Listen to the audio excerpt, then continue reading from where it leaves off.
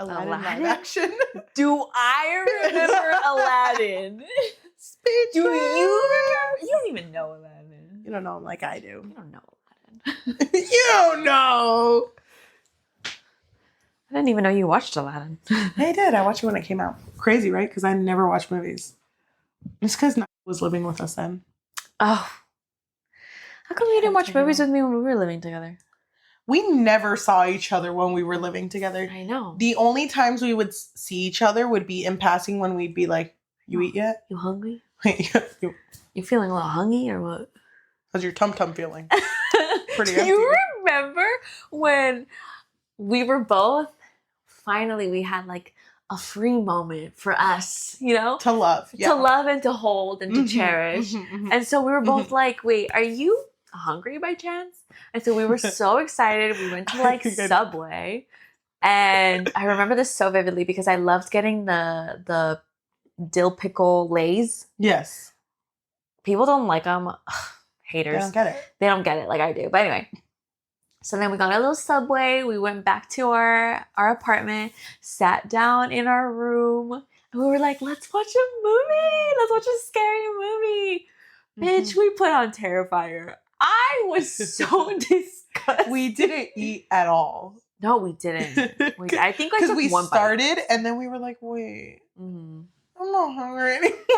Yeah, I think we were just skimming because we were really curious to know how it ended. But it was really disgusting. We're not into gore like that. And so we were just like skimming through it. One of my favorite memories of when we lived together is because we had one room with 3 girls. It was you, me, and our other roommate. Shout out, Lily. Shout out. Who's also reading Frida McFadden books. Isn't that crazy? My God. Isn't that crazy? We should like ask her what she thinks. I'm just like, ugh. No, but I love Lily so much. All 3 of us lived together and in one room. So we had bunk beds. And you were on top and I was on bottom. And I have this very vivid memory. Lily wasn't there, but your TV was in front of us and we put on a scary, I think it was like a Taiwanese movie.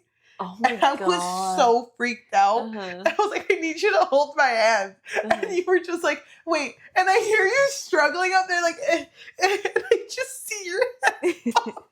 Oh yeah, I just put my hand down. I was like, so you reached up and held it. That was really cute. I still have that picture. I just need to look for it. I think I do too. I'll have to look for it. It was a beautiful moment. Isn't it crazy we lived together? I know. I feel like we didn't take advantage. We didn't. That bums me out sometimes. It does bum me out, but I was in the middle of my last year and you were commuting.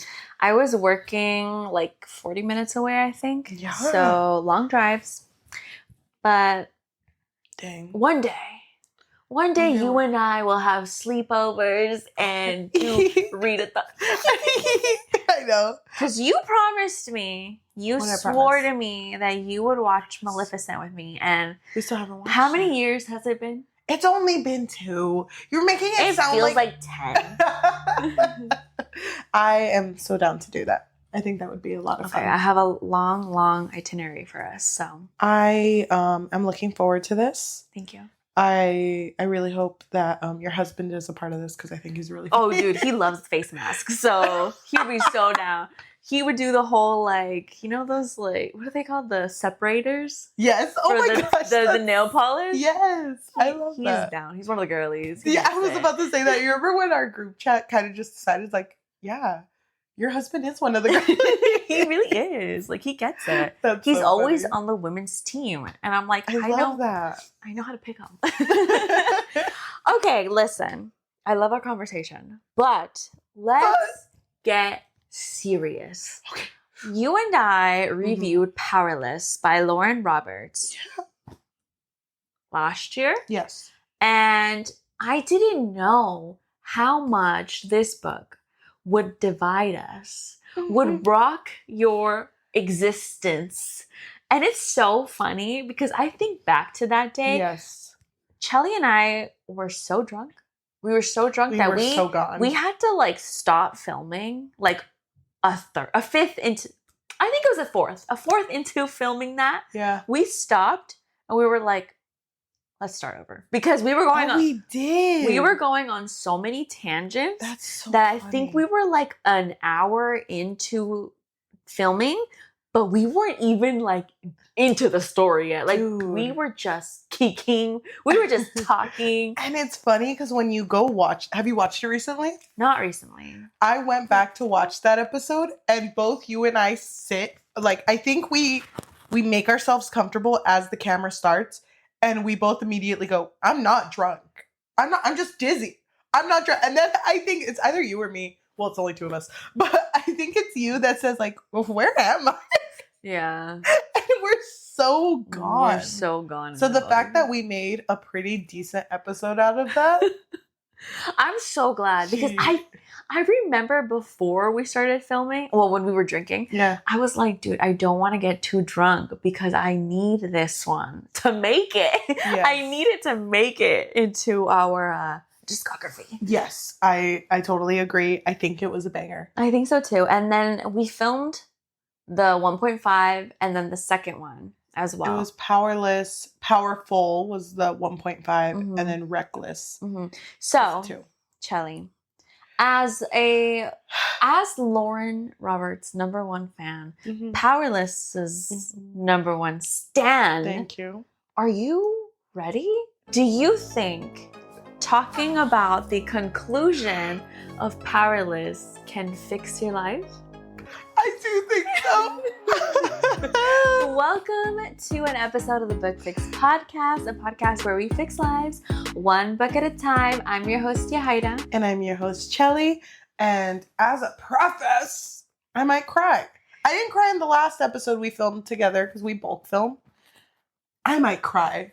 You say that a lot. I might cry. You say that a Did lot. you see my Instagram stories? And like, I don't want you to cry. Because No. like, if you cry, I cry. Did you if oh, you like hurt, an empath? if you hurt, I hurt. If you're a bird, I'm a bird. I was an empath before it became a thing. Yeah, I know. Before there was a word for it, they were just, wow, that's a really sweet girl. She just feels too good, too hard, too deep. Well, can I say, though, you really hurt me. I hurt you? You hurt me. When? Right now? No, you would never, queen. Oh, okay. I'm kidding. God, don't scare me. You hurt me when we filmed Powerless. Oh, when I was drunk. Because I was under the impression that both you and I loved this book. Oh. When we first read it. I'm going to try to go through these books kind of quickly. Mm-hmm. So 50% of this couch loved Powerless. Okay. And I'm that 50%. Yeah, well, I think they can tell. So these books are very Hunger Game Red Queen-esque. There was even like scandals that this book was copying the Red Queen because of how similar it was. Yes. But before my mind knew that. This book has to do with our main character, Peyton Gray, who lives in the slums. Mm-hmm. And because she happens to save this man named Kai, who is the enforcer to the king. So like the right-hand man. Mm-hmm.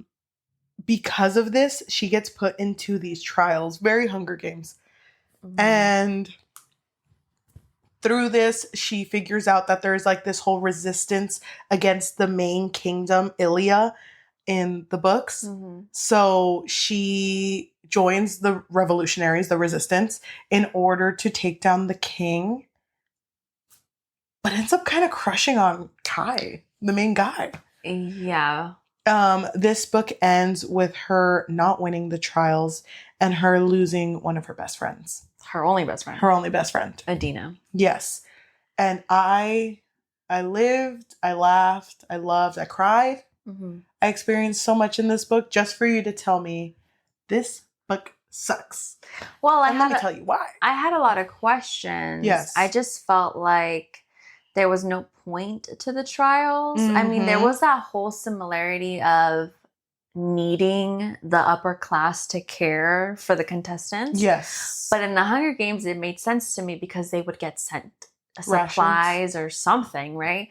But in this version, there was really nothing. There was nothing that they benefited out of doing like interviews or promotions, I guess. And even these trials, they didn't make sense. Like, the person who won the trial gained nothing. Yeah, there was nothing that they gained. Oh, and also this whole society is separated between people who have powers and people who don't have powers.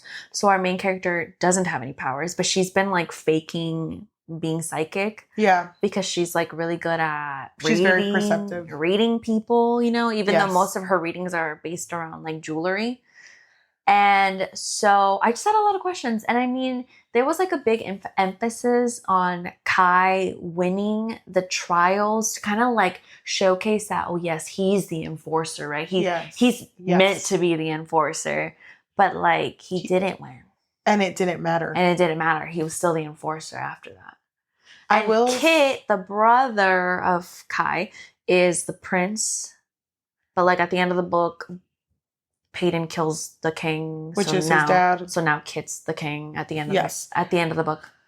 I went from walking in bright-eyed, and I was sunshine. By the way, I was like, I had just gotten tested and was negative for COVID after being positive for 2 weeks. I was over here breathing fresh air, like I'm so excited to go to my best friend's house and talk about a book we both love. Oh, okay. And you forced me. No, you switched me. I went from a 5 to a 2-star by the end of that. Down. And it hurt me so much. Yeah. And it's so funny because you still always bring up this series. I actually have all the books in my car. Oh.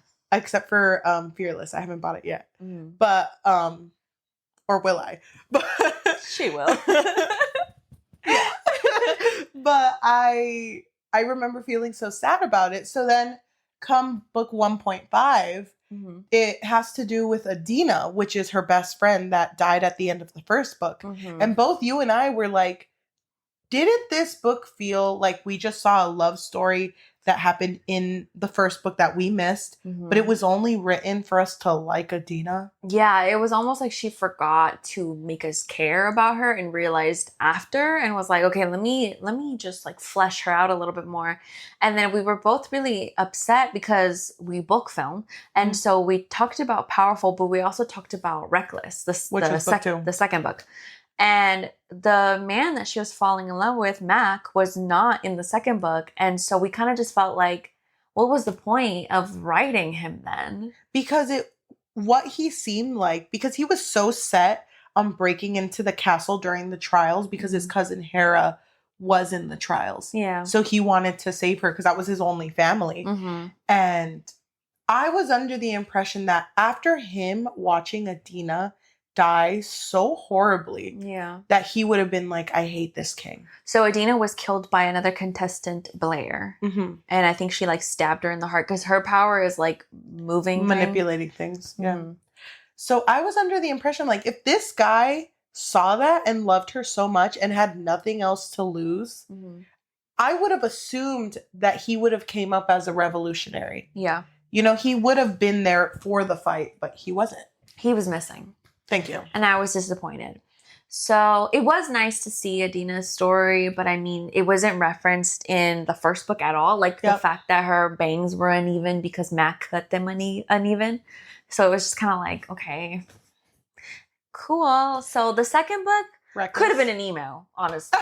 It could have just been an email. No. It could have just been an epilogue. No. Nothing happened in the second book. Everything happened. You know why you're saying nothing happened? Because it was all pretend. It was all pretend. Nothing happened. That was Lauren Roberts' favorite word. Someone, drinking game. Anytime the word pretend comes up in Reckless, take a shot. Don't do that. Don't do that. That's dangerous.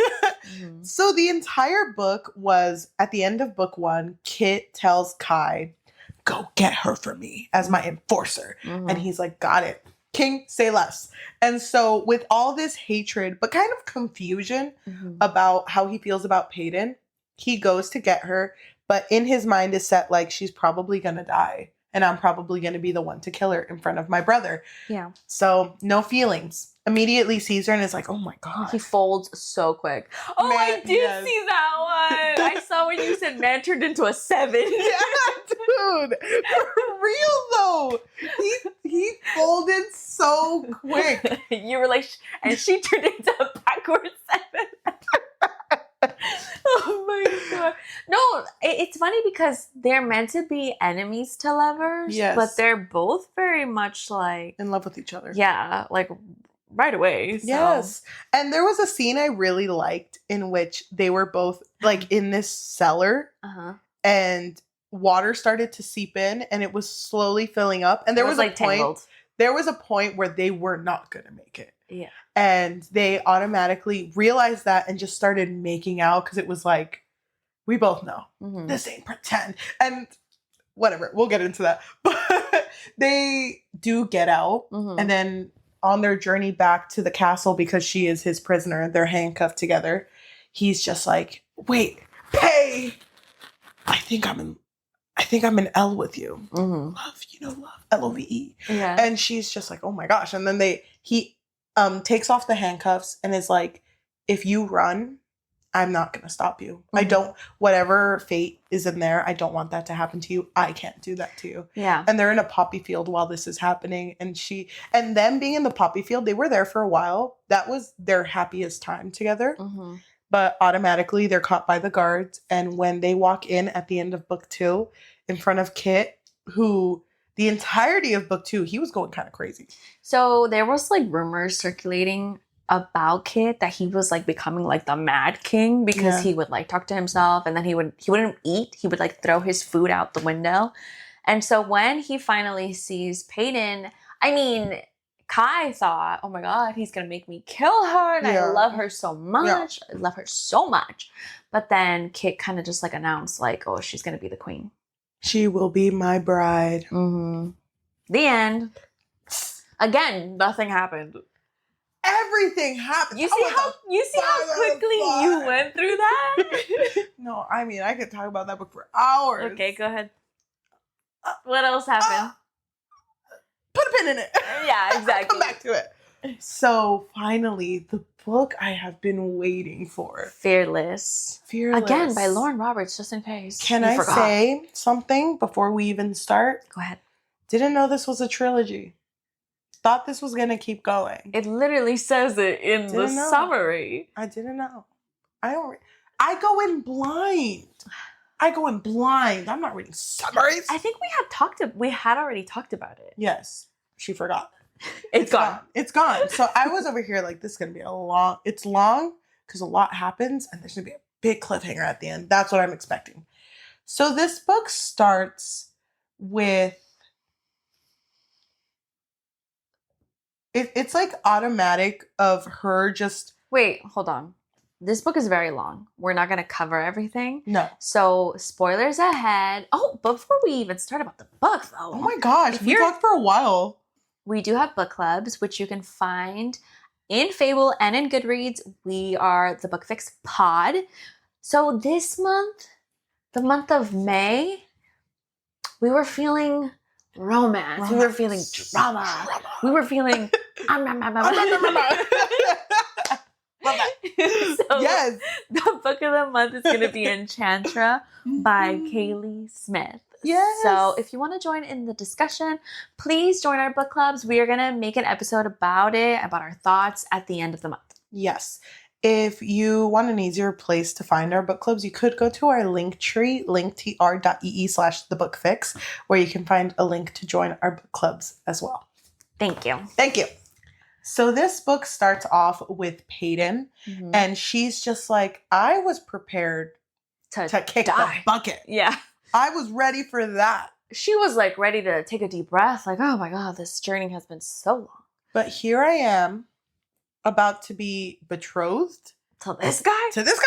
Oh, and at this point, it's very like obvious that she and Kai are like in love with each other, you know? Yes. Because, that moment before she was captured, things were getting a little hot, heavy. And if you forgot, just in case, because you know me, small mind sometimes. If you forgot that she was in love with Kai, don't worry about it. They mention it every single page. Every single page. I'm like, sometimes I forget that she's betrothed to the brother. Yeah. But she's very quick to say, I'm betrothed to one when I want to love the other. Yeah. Every single page. You'll never miss it. You'll never miss it. I just love also the fact, was it book 2? Yes, it was book 2. At the end of book 2, we finally got Kai's perspective. Mm-hmm. Well, no, it ended with Kai's perspective. Oh my gosh, it's the one. Yes, okay, go ahead. I'm sorry, I'm excited. And Kai was like, I guess the beast doesn't get the beauty.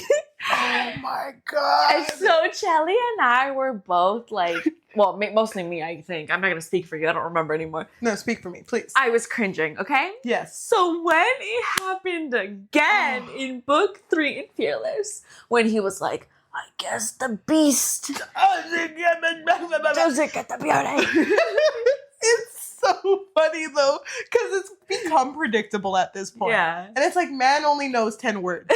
That's crazy. I thought it was hilarious. This book, it's going to be weird to explain this. This book had me crying at some points. Crying, laughing. But laughing so much. I'm going to send you this. This might not make it to the episode. Okay. When I read the first 2 chapters, I was so angry. Why? I was so angry because this book starts off with her going like, I can't believe it. I'm not ready for marriage. And then the king of Ilia, Kit, comes up, and I guess it's like all of his council, which by the way, what do? Nothing. Counsel him. It's just people, I know. It's just people that stand there at this point. She walks in and she's all bloody because it was right, like media res, right when she got back from the poppy fields was just pulled. And then he goes, everyone in this room, everyone, she is to be queen. Why, you may ask? She may be a good for nothing, trashy garbage. It's like, Kit, you can stop. Oh, sorry. Ordinary. But ordinaries don't cause the plague. And plot twist. In my kingdom 2. I decree I'm going to call it Ilia 2.0. We are going to show unity with the ordinaries. We are going to coexist with them. And to show that, she shall be my bride. And then someone's like, but didn't she kill the king? Did you see her kill the king? No. Even better than that. Even better than that. It's actually, he says my favorite line, put a pin in it. We'll talk about that at the very important meeting we're going to have tomorrow. And I was over here like, oh my God, big meeting tomorrow. Okay? Just remember I'm feeling like that. Okay? And then she puts her hand out and is like, I accept for the unity of Ilia. And while he's putting the ring on, her nail is broken. I know Kai is hiding behind a pillar because he's like, I guess the beast never wins. He's just fucking feeling it. When does the villain get the girl? Nice guys, finish last. Like he's feeling it. Throwback. I know, for real. He's feeling it. Okay. I'm so angry because what did he expect? What do you mean? He expected happily ever after. No. True love's kiss. I hated this because he was like, I remember.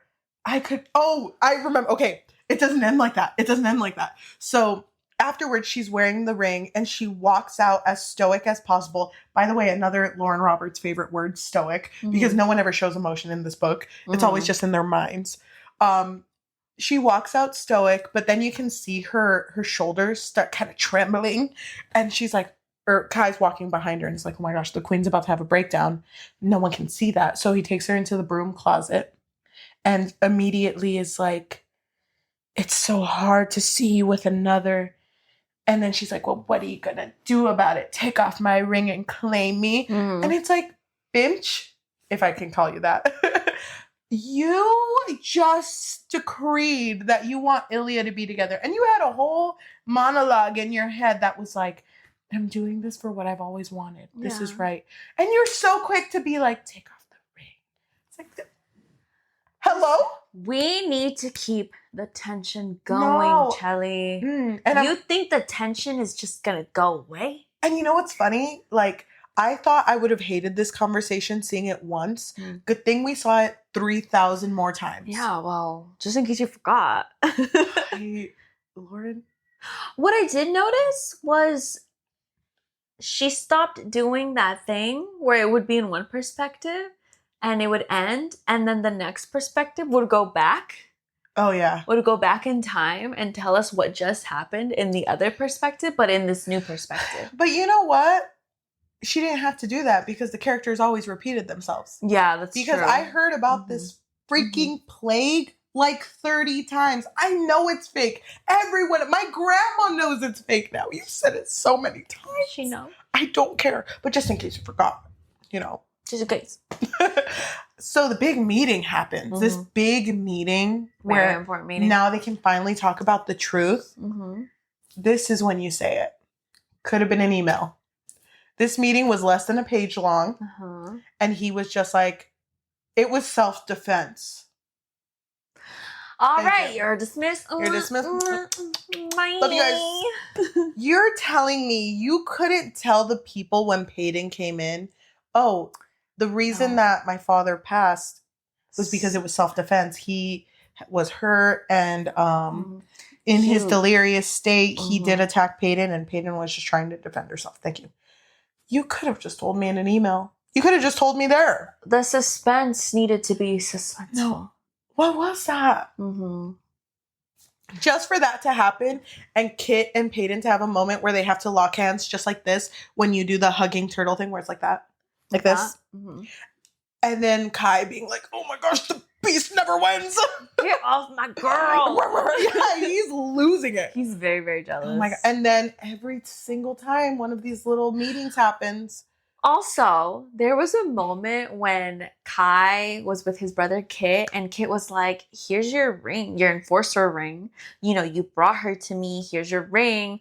And it was kind of, I was honestly expecting a moment of clarity for them to explain, like, okay, so if your brother doesn't want to be the enforcer, now what?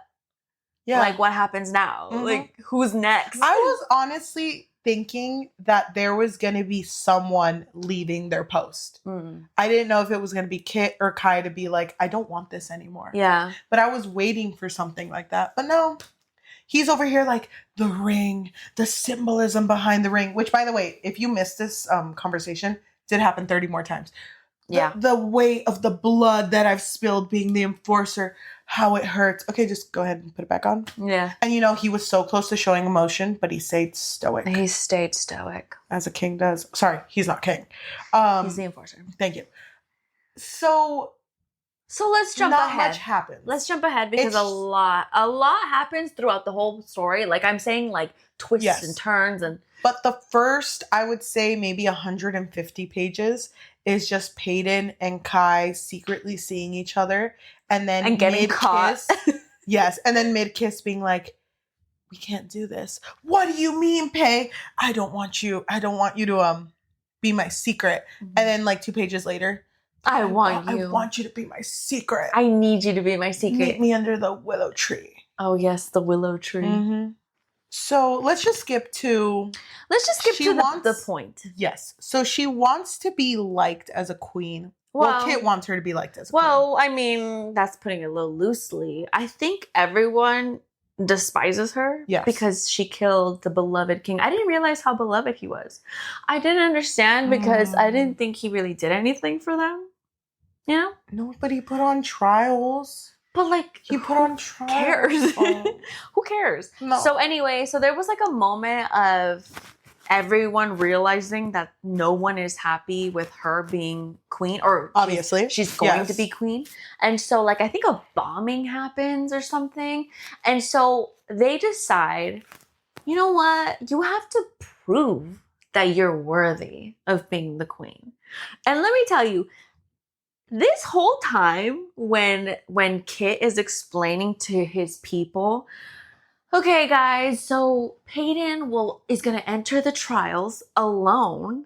She's going to do 3 really difficult trials to prove that she is brave, benevolent, bold, whatever. Brave. Brutal. Brave, benevolent, and brutal. Yes. I think it was 3 Bs. Yes. And because that was the former king's motto. Yes. And so he wanted her to prove that she was worth the title. So he's telling all of his people. She's going to join the trials alone to prove she's worthy. Okay. This whole time, I was like, Kit's trying to get her murdered. You thought so? Kit is trying to get her killed. I was over here thinking, I read about the trials once. What do you mean alone? What's the point of this? Like, I did, and to me, my big brain, you know? Huge. It's like this big. It's so big. I've seen it. Yeah, but like sometimes it's this big. Crazy. Okay, so why was this going to make them like her? Because they, like you said, they love trials. They crave that shit. So they're just like, wait, she might die? I'm gonna tune in. okay, fine. Maybe she can be queen. But either way, I felt like even if she, either way, they probably still wouldn't be happy with this decision. So before we talk about trials, can I say one of my favorite scenes? Go ahead. My favorite. Okay, it has to do. Queen. It has to do with the meetings, and it has to do with Lauren Roberts' writing. Sorry. Okay, still love you, Queen. So wait, I'm so confused. Okay, go ahead. So there's this scene that I have so vividly in my brain, where it's one of the meetings where for some reason all of the council shows up, and Kai, Peyton, and Kit are standing there like besties, and while Kit is speaking, I don't like when characters say 4 words and then it gives them emotion.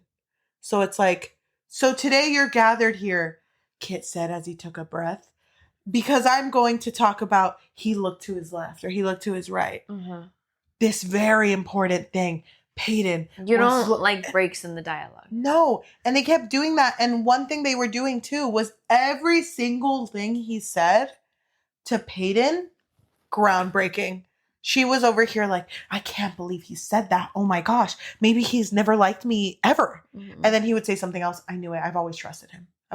Maybe I trusted too early. And I'm just like, Peyton, let him finish his sentence. And Peyton was so desperately trying to rebuild the friendship that she had with Kit.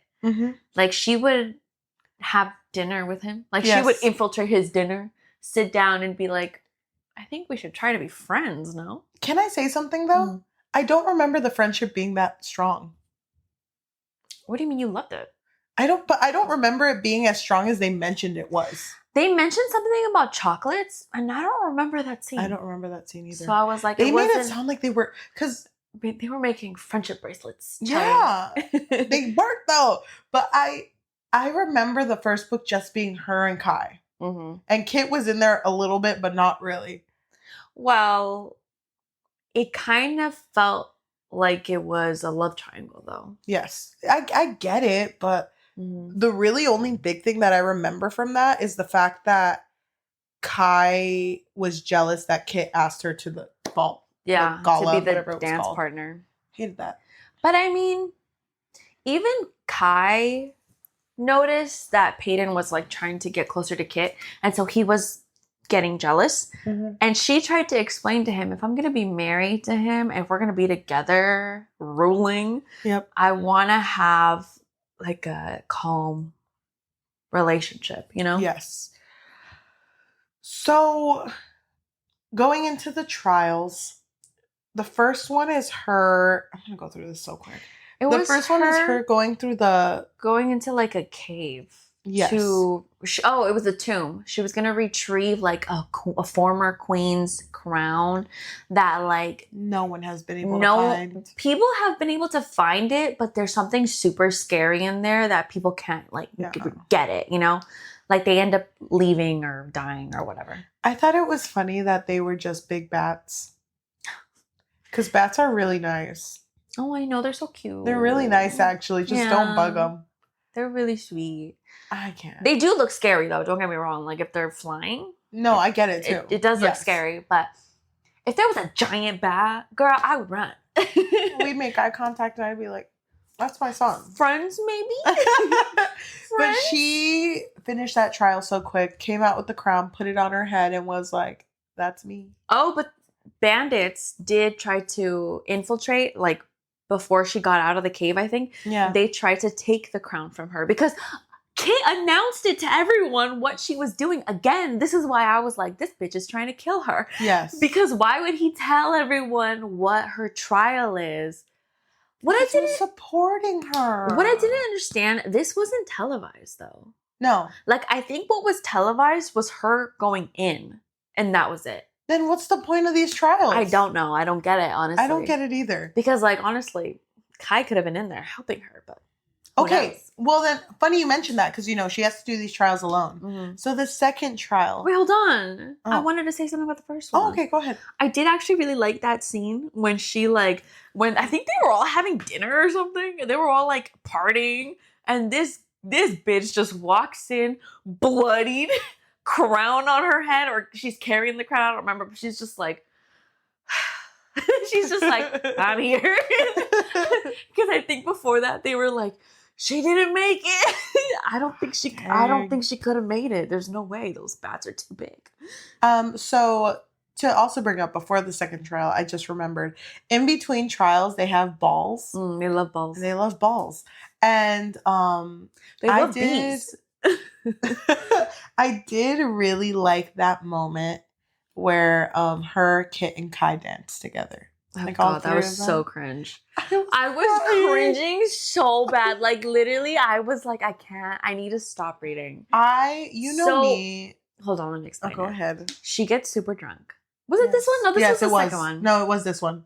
Because this is when she sees Blair and she's like, oh, I want to kill her so bad. Oh, yeah. She sees Blair, who killed her best friend, Adina. And so she gets super drunk. And then she's just like, I decree that we all have to dance together at all of these balls. So all three of them. And I just want to point out, at this point in the story, Kai is still like really jealous of her and Kit together. Yes. So even though it's obvious that her partner is supposed to be Kai, it still kind of feels like, wait, are you leading Kit on by, you know, trying to have dinner with him, trying to befriend him, all of a sudden dancing with him? And so now they're over here dancing together. I was cringing. But anyway. I was in tears. Thank you. Two different sides of the same coin. And that's so funny because you cringe more than I do. I do, but I was eating it up. And the thing I was eating up the most was the fact that they would have these moments where he would just be like, I miss you, brother. And it's like, I've never left. Oh my God. Oh, fuck. They loved saying like, it's you and me till the end. It's you and me. Mm-hmm. And it really was. I was so in it. I'm here for this brother love. I'm like, I don't know what she's cooking up, but I know it's going to end good. I was so hopeful. Okay. Anyway, so what's the next trial? So the second trial, she needs to go visit the kingdom of Israel. Oh, yes. And she needs to go create peace because the next B is benevolence. Mm-hmm. So it's like, go tell them it's all good out here. We're all friends out here. Ordinaries, they're one of us. I'm an ordinary. I'm marrying Kit, who's the new king. Also, I killed his dad. Here's some roses so you can use for healing. And also, the point of this is so that they can open up their trades. Yes. But they do have to cross the ocean. This shit didn't really matter. Okay, but also, I thought it was her trial. It is her trial. Why are people allowed to go with her? How is she going to cross an ocean? This girl Swim it! She did. Took him 6 days. Would have been taking me 6 minutes. She should have found the Loch Ness monster and just rode that shit.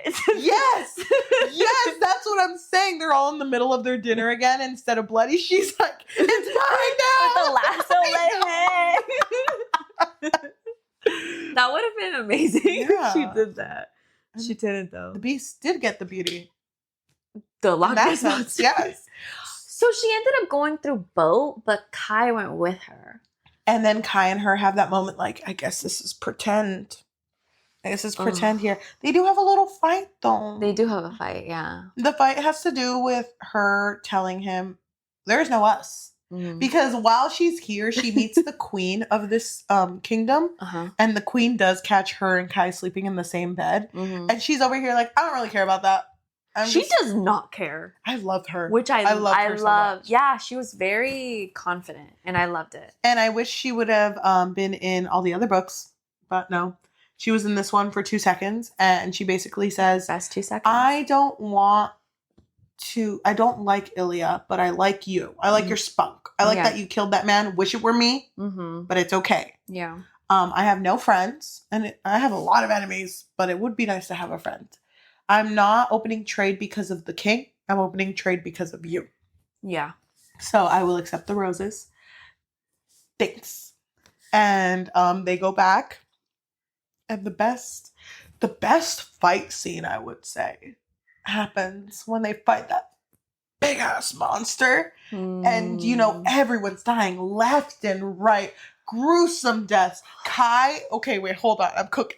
Kai gets thrown off the boat, but with his elite powers, takes someone telekinesis or whatever, puts a rope out and catches it, and you know, and the monster. No, he catches the rope and he comes back up.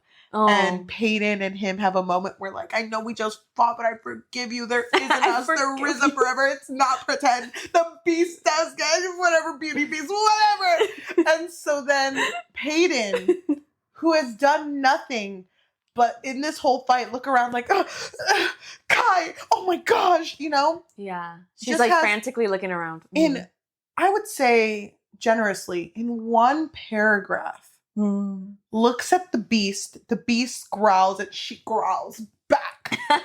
And as it's coming for her, she throws a spear, which, by the way, spears didn't work on this beast the whole fight. But this one did, though.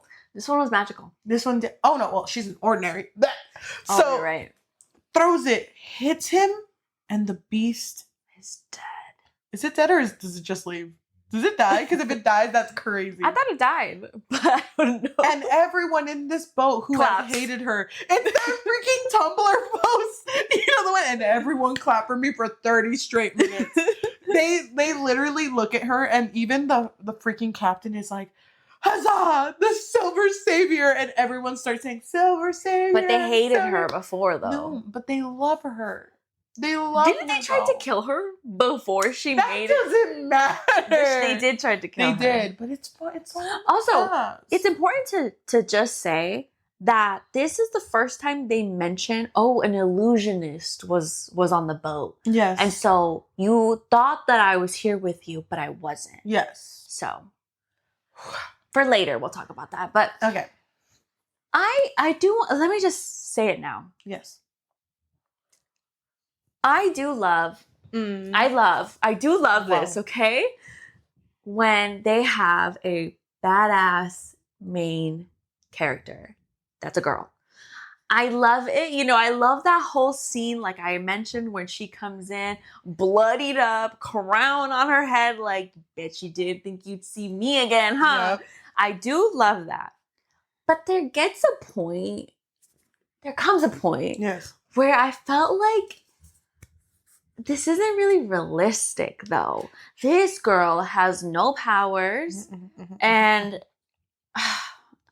it's not like she's like honing in like fighting abilities, right? Like, I know she can fight, but girl's gonna fight 10 bandits in the first. Girl, yes. Hold space again.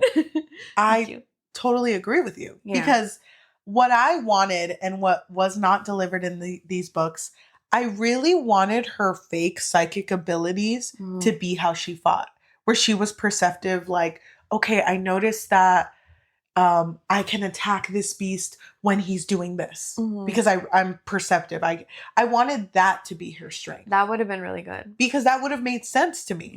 Because her just all of a sudden, because of her war cry, she killed it and it killed everyone else. You know, and for some reason you didn't fly off the boat when literally when you guys came up, there was just the stick. Like there was nothing left. Splinter. I know, everyone just holding onto that one little splinter, like, kick men.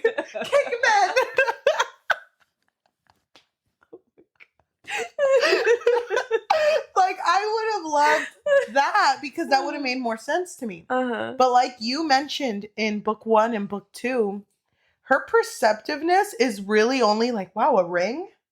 I know everything about you. Yeah. It's always rings. It's always rings for some reason. And they even mention it in this book, because I think Lauren's listening. They mention it in this book she's having a conversation with the brothers, and then they ask her like, but how did you know? Like, how did you know that this guy was married or this guy lost his wife? Or I don't remember the situation. By the way. And she was just like, well, I'm perceptive. And honestly, it's, what was it? What's the word? It's just a gamble. Like, I'm gambling. But how are you always right, I wish you would have been wrong sometimes. Yeah. To see that. But also, like, then you're not that perceptive then. Yeah. I don't know what's going on ever. Yeah. And the thing is, she isn't that perceptive. No. Like, in the whole of it, she fell for a lot of stuff that if she was as perceptive as she said, she should have seen everything coming. Yeah. But she never did because she was too trusting. But I saw it all coming. You did? I did. Girl, third eye. Dude, all my eyes were shut. My eyes were open. No, dude. The way that I called everything.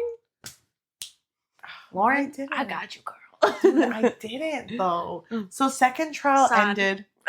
Second trial ended, and it's getting a little more real now because in between the second and third trial, she's picking out her wedding dress. She's doing all this stuff. Picking out flowers. Okay, 2 things I want to say before we start. To bring up that whole, you love a strong female protagonist. One thing I didn't like about her was how angry she got and forgot her role. Because there were moments where Blair, the person who killed her best friend, would come up. Oh. And immediately everything's like, I don't care that I'm queen. I don't care that what I do matters. I don't care about anything. She's dying. Yeah. And it's like,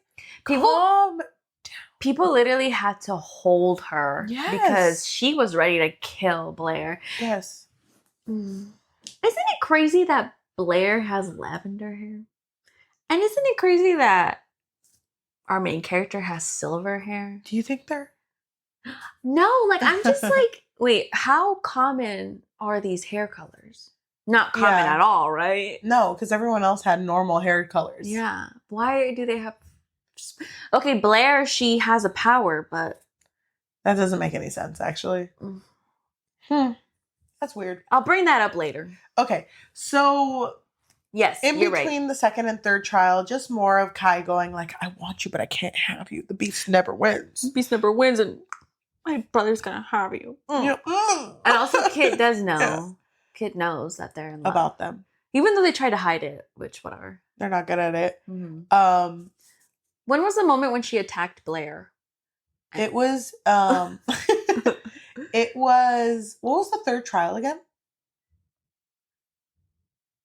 Brutality. Oh, yeah. Okay, so it was before. Oh, my God. Yeah, okay, don't even get there. So a lot happens between that time. We need to hurry up because a lot happens. I'm sorry. So she does attack Blair again. She kills Blair. Does she? She like sets her face on fire. I thought Blair was at the end of the book. She is, but we and she thought that Blair was dead. And she because she like puts her face in fire. Yes. And she gets hospitalized also. And they tell her Blair's dead. And so she's just kind of like, damn, I thought I would feel better, but I don't. You know, as someone from the slums that sees the value in life, even with the most, like, the littlest things you can have. Because to her happiness was sharing one sticky bun with her best friend. Mm-hmm. You would think she'd be a little more empathetic. At least by this point. She was unhinged. No, she was unhinged. And then afterwards would be like, wow, I felt nothing. Crazy, huh? Yeah.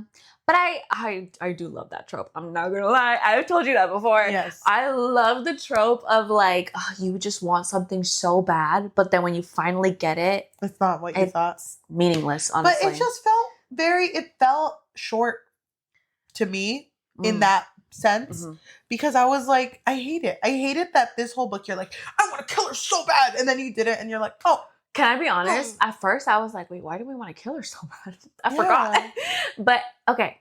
So, she is going through sadness because she doesn't feel happy that she killed Blair and got revenge for Adina. So, she decides, I'm going to go to the slums and just, like, sightsee. Go on a little tour at where Adina and I used to prowl. Which I think is really funny because she only mentions Adina when she has dreams about her. She never mentions Adina. No, that's what I wanted to bring up. Yes.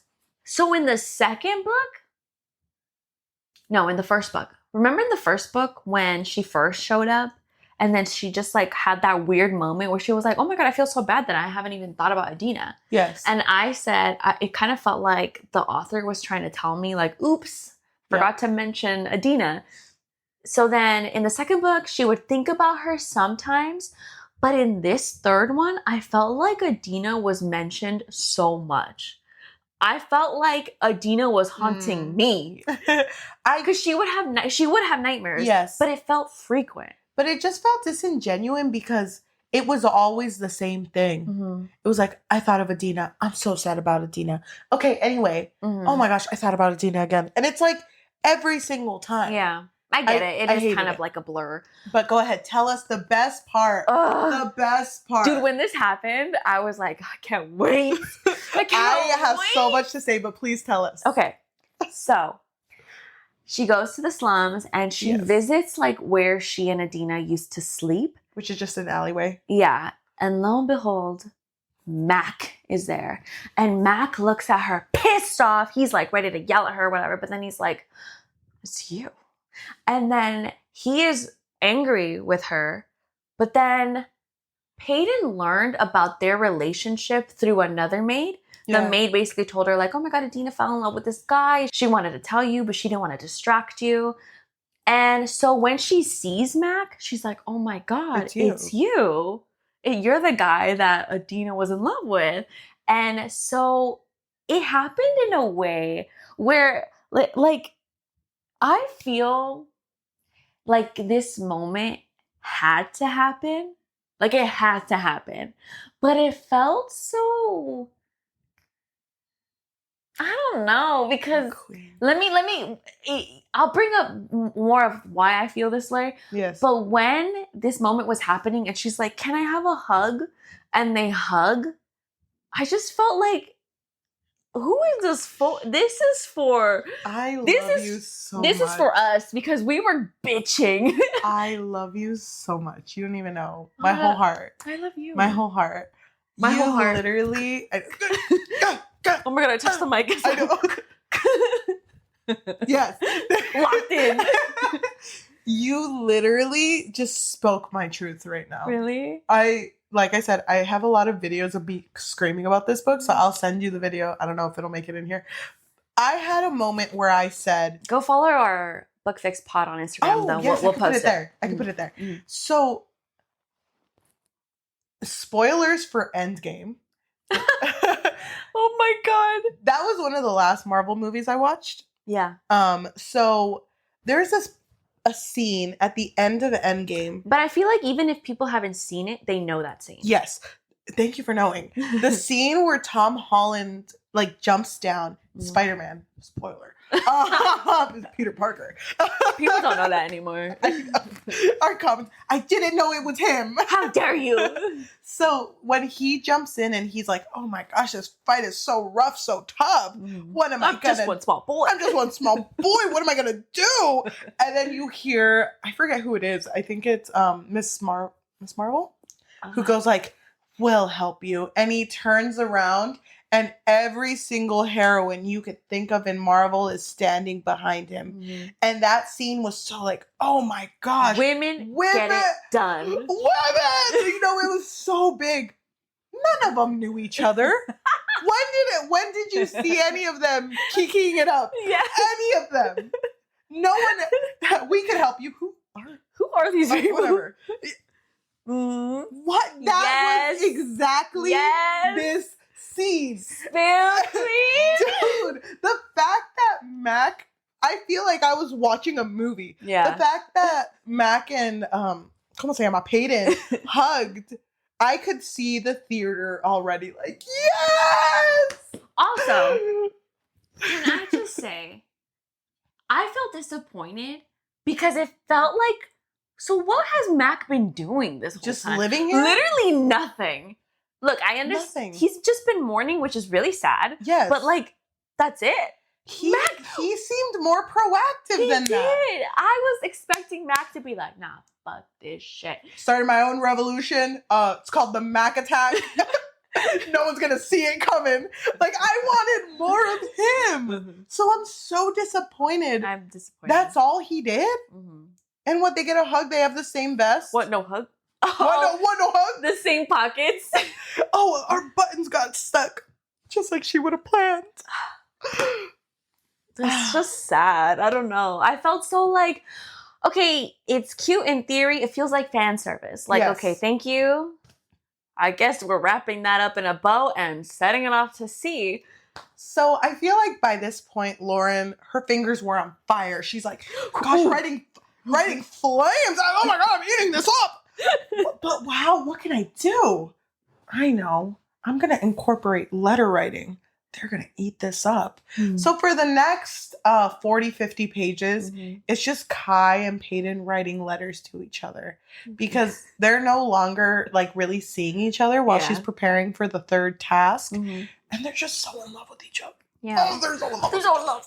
I think the beast does win, Pay. Okay. How'd you feel? I mean, I did think the letters were cute, but this book was so long. Yes. Like so long. And I felt like so much happened. I feel like we haven't even scratched the surface yet. No, same. We're not even there yet. No, we're not. Oh my God. Let's just skip the letters. I don't care. So when the third trial comes up, Kai's not there. Oh, first. So there was a moment when Peyton was visiting Kai, and Kai can sense Kit's powers, right?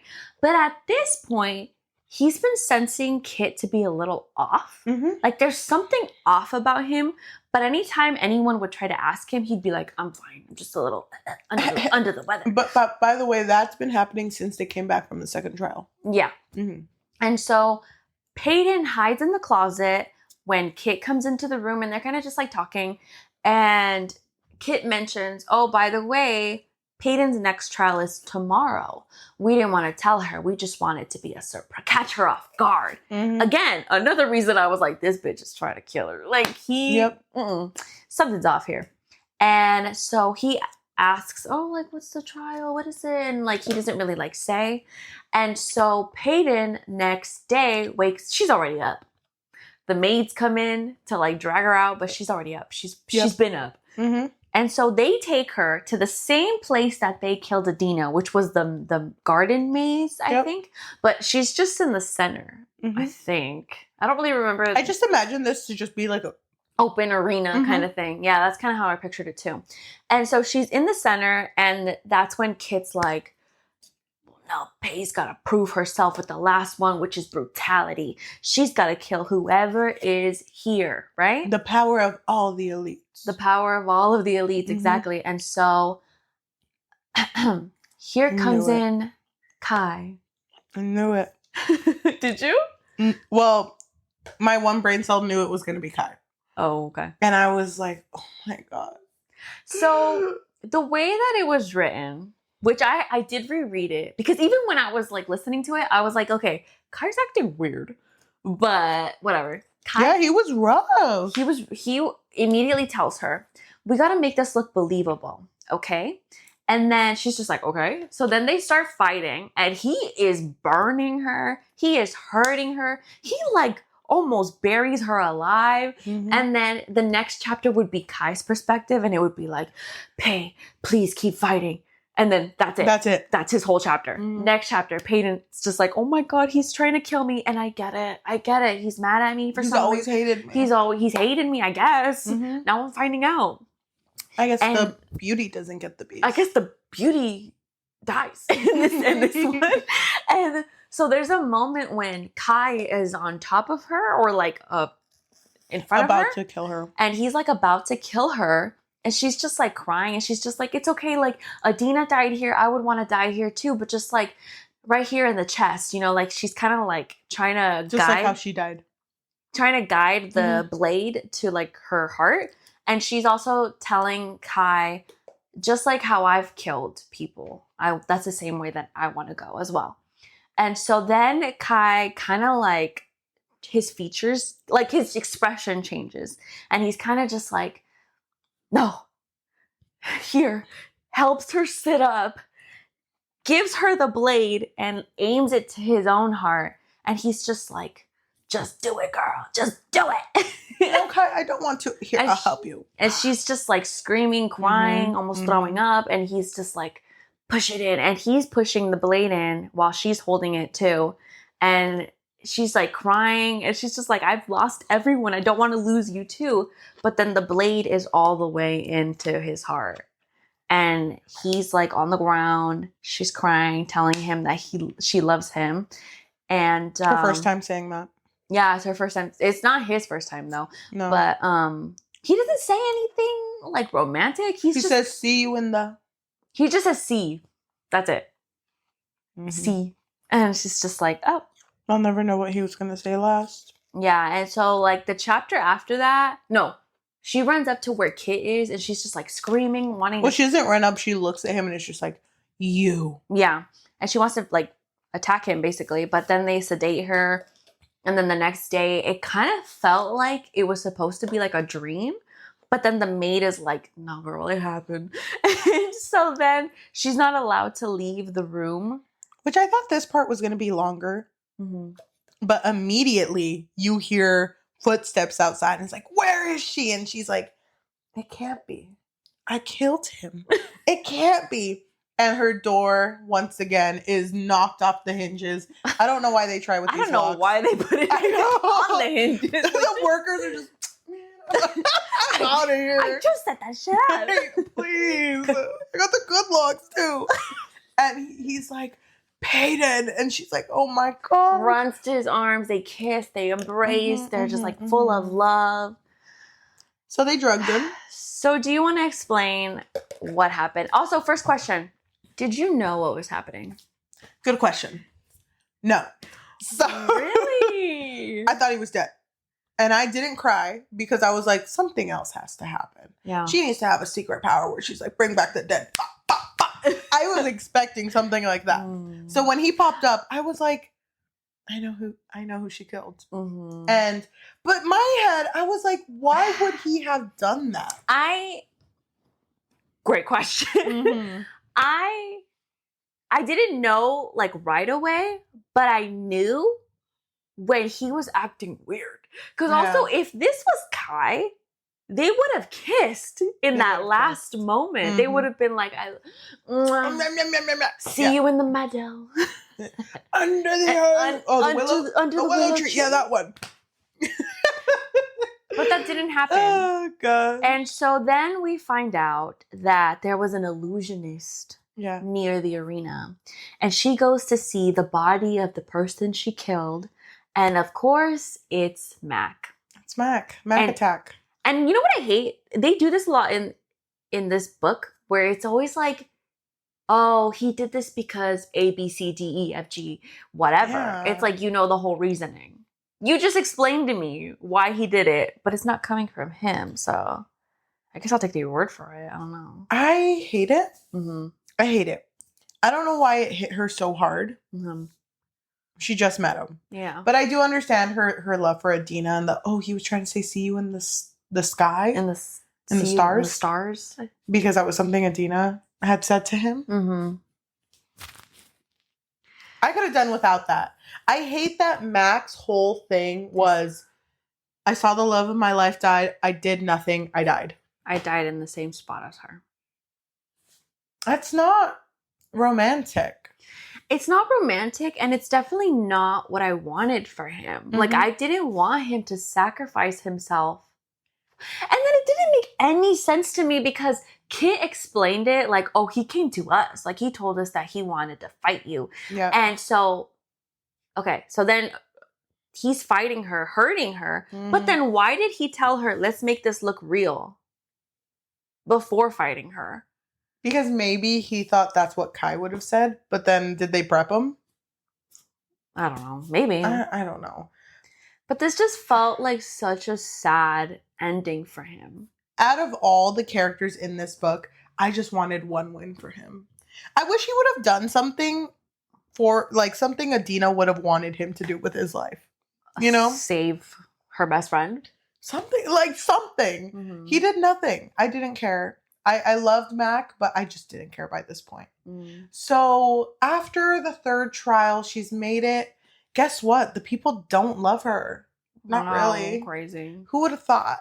But someone is like, hey, wait a minute. Because Kai's just alive now. Because, you know, the enforcer can't beat him. Not even death can beat him. Yeah. Some elite is like, wait a minute. If she can't kill the enforcer, then did she really win? And then she's just like, you want to die? Do you want to die? And he's like, oh my God, my queen. Gets down on one knee. He's like, I know. Okay, queen. I've always trusted you. But all of a sudden she has the sway of the people, you know? And the wedding is coming up. And I think it's very quick. They get married and Kai doesn't want to go. He's so sad. Before? No. Well, before the wedding, Kit does give her a jewelry box and is like, well, this is my mom's stuff. And honestly, it would mean a lot to me if you wore some of her jewelry. But she didn't wear anything. No, because she was going to wear it to the slums because there was 2. She opened a letter that was from Kai, I think. And then somebody came for her and she was like, okay, I'll open that jewelry box after. So they go get married and she had told Kai, don't come to the wedding because I'm going to say no if you're there. So then they say, I do, whatever. And Kai comes running and she's like, oh my gosh, he was going to try to say no. Yeah, he'd be like, what is it? I object! Yeah. He's like, hold on. She was with me last night.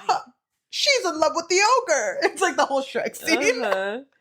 I ate that shit up. I'll be very honest with you. I was like, oh my God, he was about to come and he did it. But, okay, she opens the jewelry box when they go to the second wedding thing. Before they go. And she's just kind of like, hold on. His mom looks like little me.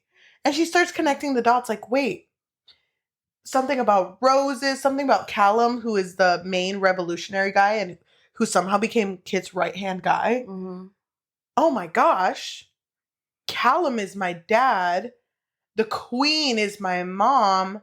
I'm half siblings with Kit, who I just married and kissed. Thoughts? I knew they were going to be half siblings. You did? I felt like a fucking detective. Dude. The moment, okay, it's because we had the king's perspective in this story. Edric? Yes. Edric? Whatever.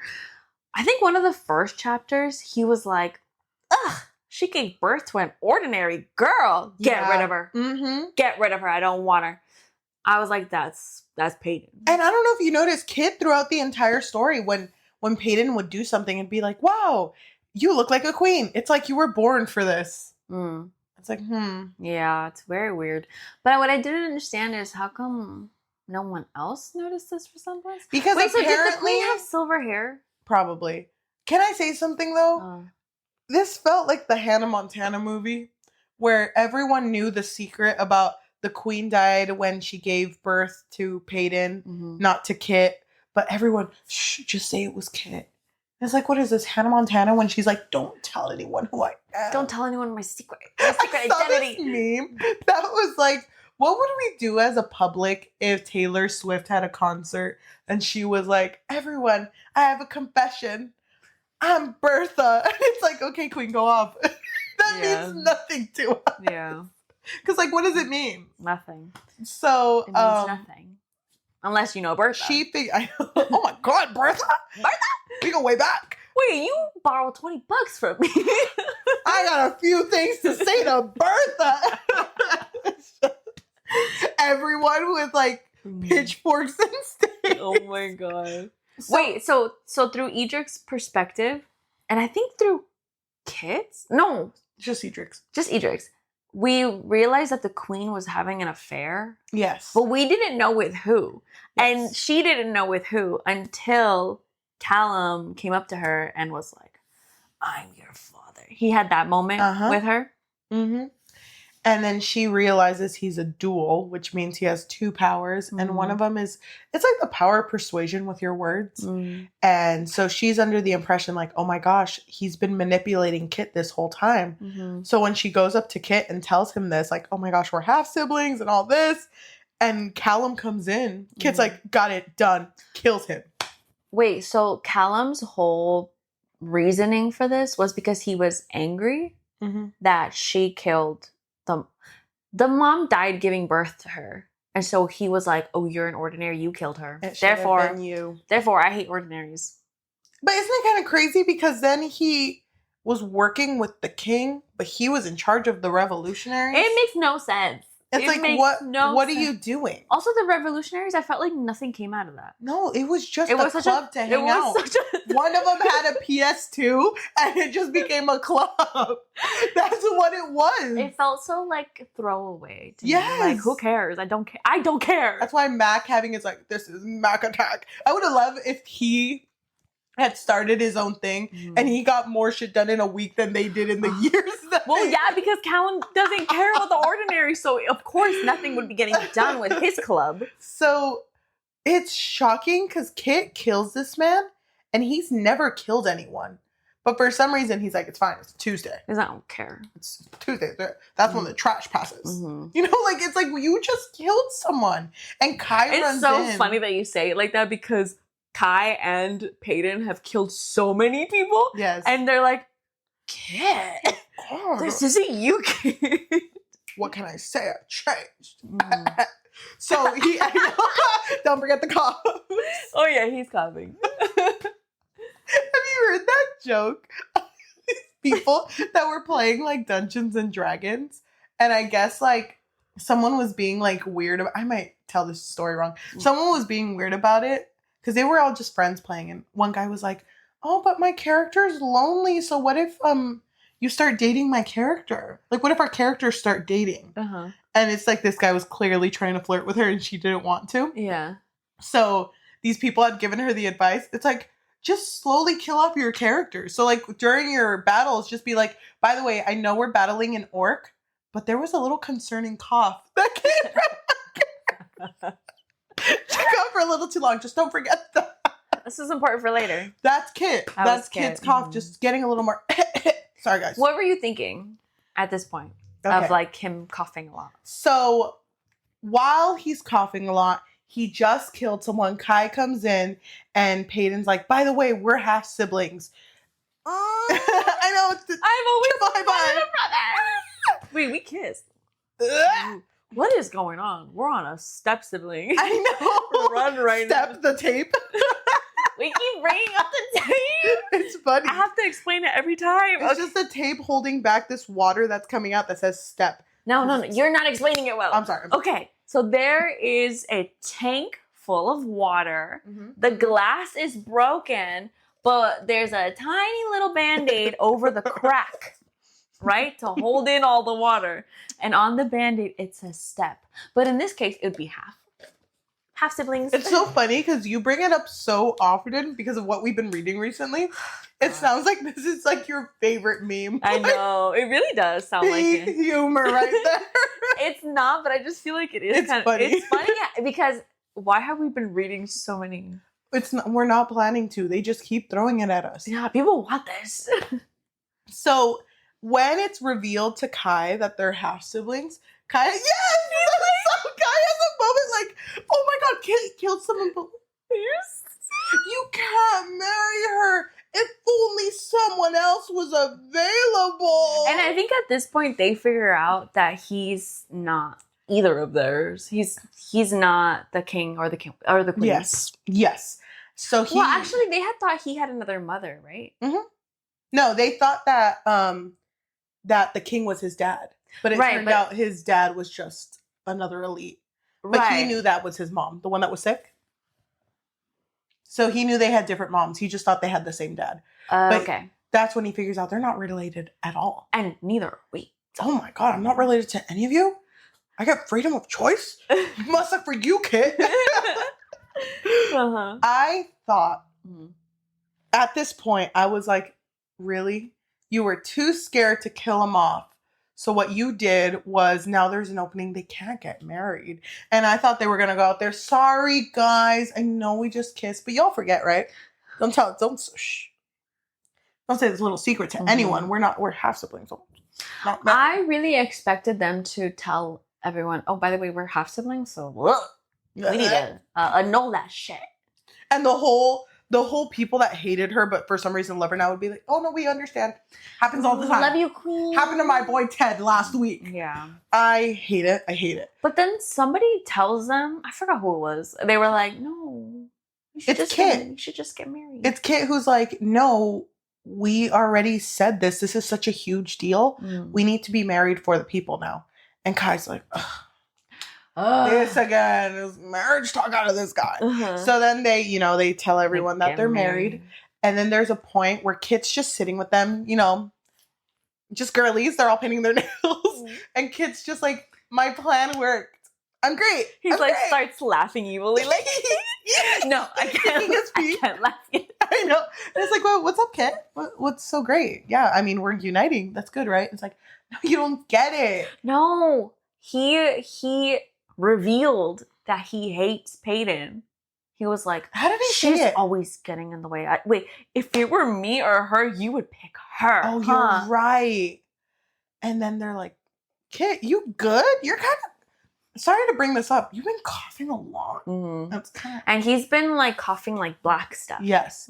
So he says this and it's shocking. And then he's like, you guys don't understand. This unity is for the sake of Ilya. What I'm spreading is the plague. Yeah. And if I spread the plague... He's like, no, I'm not spreading it. Peyton spread it. Yeah, because remember those roses you gave to our girlie? Yeah, bet they're really liking them now. Yeah. It's because I'm great. I thought it in my noggin. So we're gonna spread the plague. We're gonna kill the ones that don't matter. The ones who are weak. Because why do we need the weak ones? And then everything's good. Everything's good, and it's all thanks to Peyton. And then at the end, it could be you and me, brother, like we've always wanted. Yeah. I really thought that Peyton was going to die, like Trap 2. But she just kept... Trap 1. As the quote says, she persisted. I was so done by this point, because I was like, they're going to kill him off. They're going to have to. This book is almost done. So either there's going to be a book 4, because I didn't know it was a trilogy. Either there's going to be a book 4, or he's going to die a very tragic death. And he's going to be like, I'm sorry, JK. And then he passes away. I'm so sorry, guys. I really didn't want Kit to die. No? I felt like... You were a Kit supporter? I wasn't at all. No, I was. You were? Yeah, you were a huge Kit supporter. You loved him. But like, I just kind of felt like he's in the way. Like, move. But that doesn't mean I wanted him to die. I just wanted him to go, like, find happiness somewhere else. And so when he was turning evil, it kind of felt so like cliched. It kind of felt like comical, like oh, he's the evil villain, he's the mastermind, because he even said himself, oh, you thought that Callum was influencing me? No, I influenced him. I hate so he infected himself. With the plague when they had left in trial 2 because he wanted to be stronger than the plague. That's so dumb. Like, but then they even have like I think it's in Edric's perspective when Edric is telling his son, by the way, Peyton's evil. Like, don't trust her. He's not evil, Dad. I love you so much. She's not evil. And then it turned out that he did exactly what Dad said. And he was like, dang. Can't trust a woman in these parts. These slums. Damn. It just didn't make sense to me. And then the entire part, because, okay, Kai is trying to calm him down. He's like, bro, I'm your bro. Connect foreheads. We're brothers. We're brothers. And, they start fighting and Kai pulls out a knife and strikes and then stabs Kit. And he was like, Kit, you were supposed to dodge. This is our old 1-2 tango. You know this, but we were supposed to dodge. Because they've been sparring since forever. And Kit's just like, I forgot.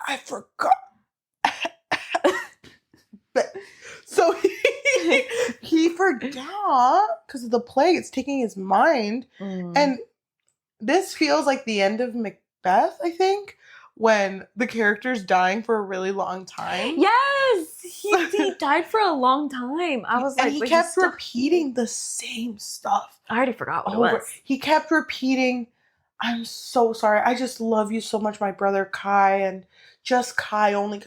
Kai, you're so important. I love you. Peyton, what are you doing here? Get out of here, please. This is my moment. Can you please actually shine light on my beautiful brother so I can see him? Kai, you're the one. You're the real one. And at this point, Kai is asking Peyton to go get a healer. Go get a healer. You gotta go get one. Mm. And he's trying really hard. Like, it's gonna be okay. It's gonna be okay. And then Kit starts saying, like, I'm scared. Dude, I was crying. I'll be real. It makes me so it makes me so sad when characters get childlike before death. Like, I'm scared. I don't know what's gonna happen. And yeah. Like, hold on, kid. Stop freaking out. If you freak out, I freak out.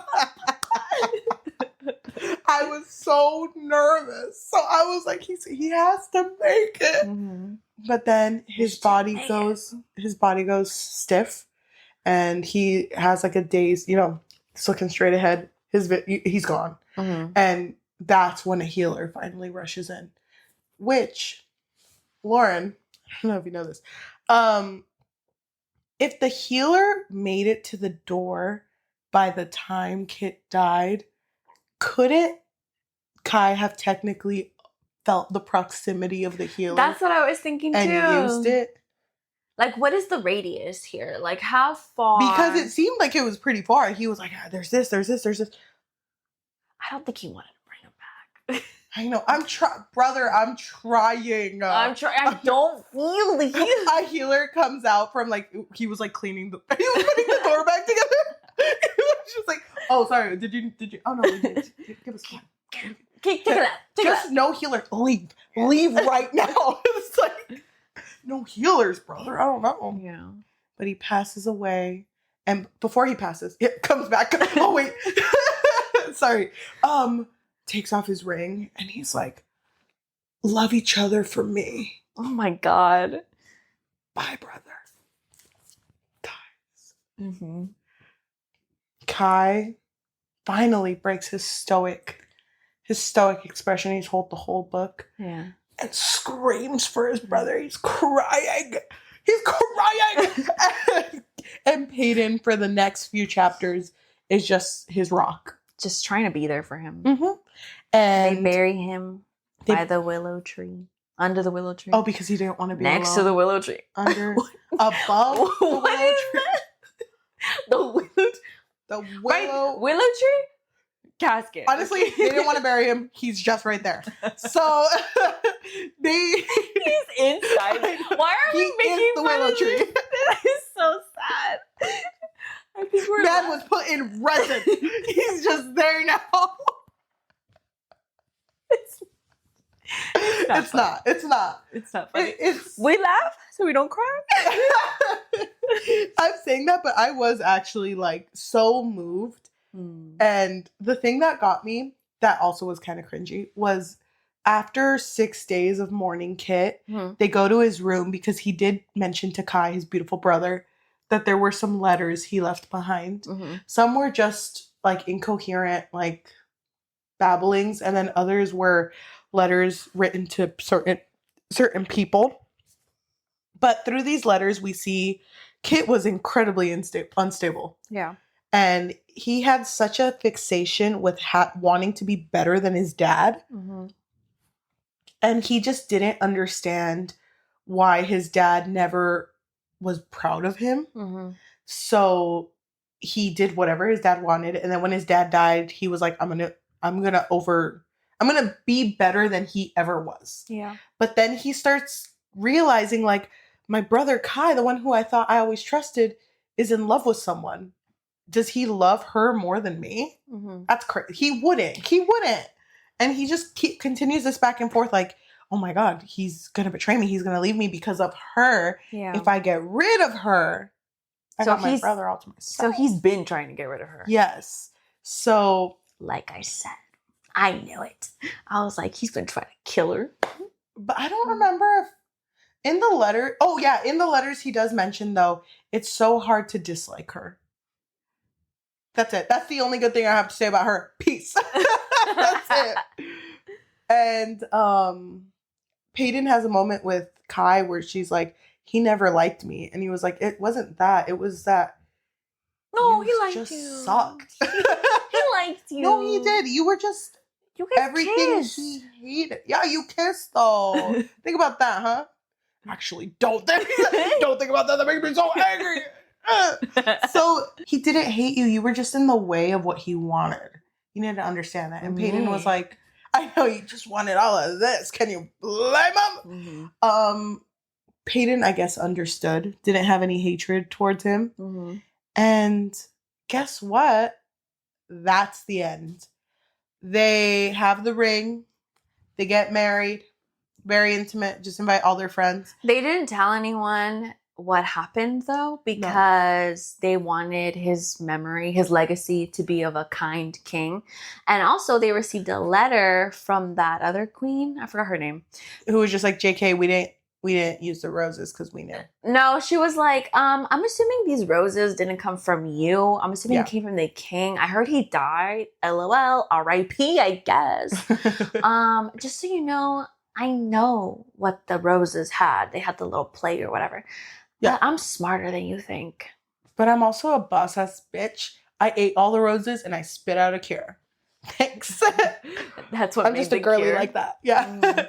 No, but she ended up not using any of the roses. That was resolved really quickly. Kai and Peyton just get married. No one questions it. I think it's kind of funny that the entire kingdom of Ilya mourned Kit when it seemed like no one liked him. They were like, wait, him. He was kind of nice. Yeah. I swear I liked him since day one. His 4 days of kinghood. They really slapped. And 3 of those days he was in his room. Oh yeah, throwing away the food. Forgot about that. But it just ends with Kai and Peyton getting married. They're very happy. They only invite their closest friends, which is just Kai's family because everyone's dead. Oh my god! And 5 years later, they have a daughter named Poppy. Kit. Oh my god, Kit! Yeah, her name is Kit. Yeah, I don't know. They were in the poppy field. They were in the poppy field. Yeah, they should have named her Poppy because them naming her Kit felt like the end of Harry Potter. Like, this is my son. Every character I've ever interacted with. Albus, Severus, Mad Eye, that guy named Ted that I met at McDonald's. Like, it's everything. And it's like, really? I was expecting 2 kids to run out. Like, this is Kit, my girl, and this is my boy, Dean. That's what I was waiting for it. Cute. That was I couldn't so cute. No, but, he got to name. They only had a daughter. Yeah. She wasn't pregnant, right? It was just one kid? Yeah, it was just one kid. Okay. And they're just so in love. And that's the moment when she sees Blair. Because remember, everybody thought that Blair was dead because that's what they wanted us to believe. But Blair had the scar from what she did to her. And she was just like, and I just let her go. Well, I'm so grown up. And they lived happily. Oh, everyone's trading now. And they lived happily ever after. The end. All the things she said, running through my head, running through my head, running through my head. This is when everyone stands up in the movie and there's a 30-minute applause. We're just all clapping.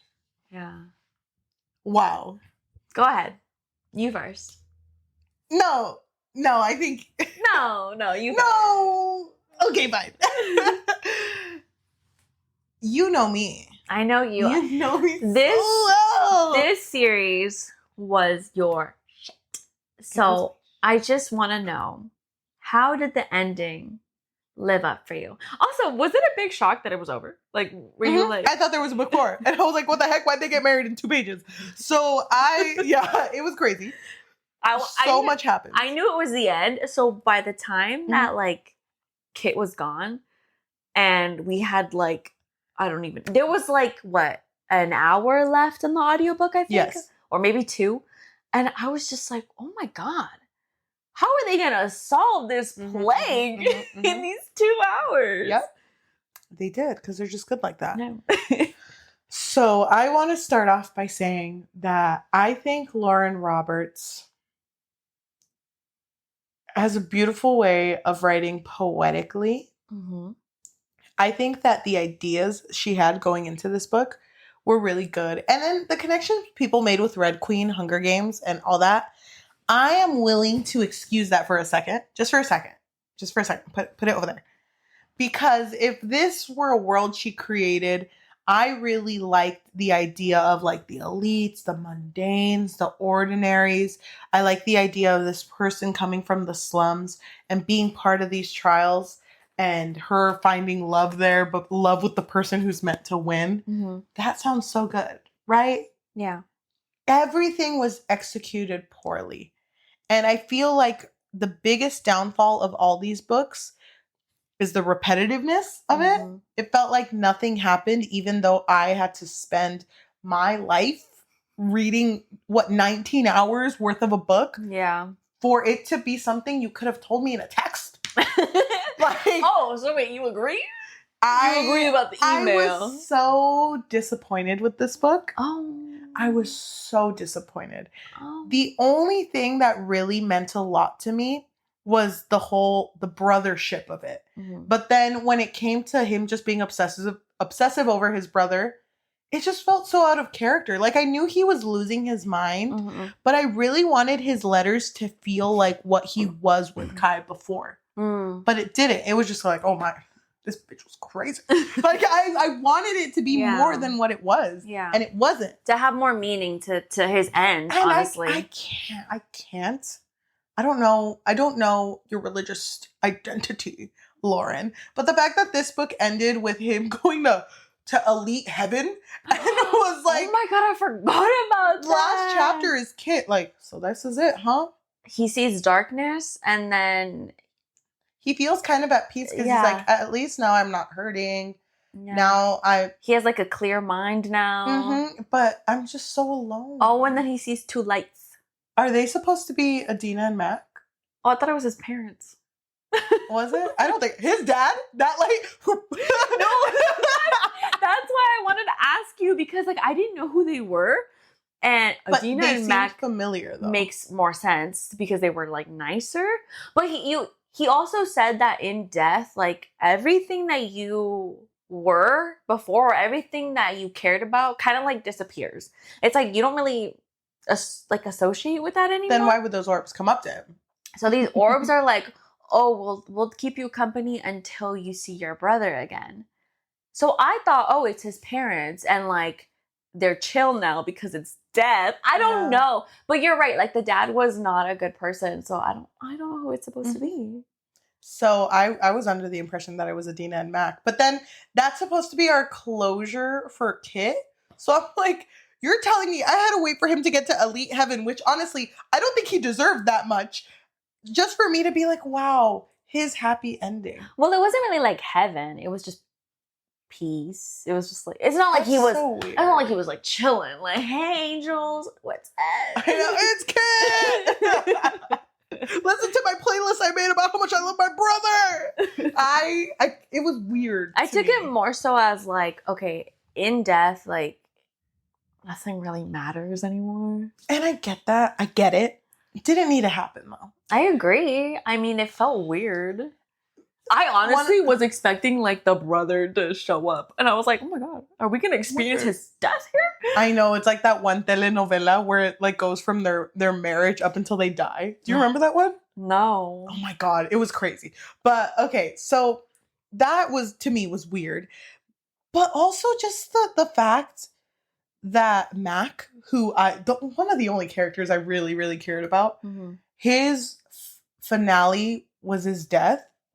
It just felt like, what are you trying to tell me? And also, that was the only way he could find peace?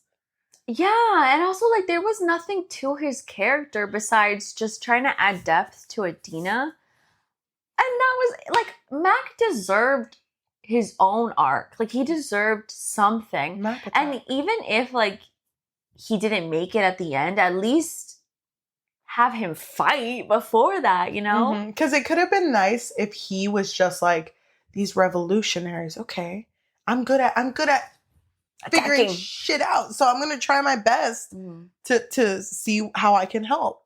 Because apparently, like, this girl meant a lot to Adina, so I want to try to help her as much as I can.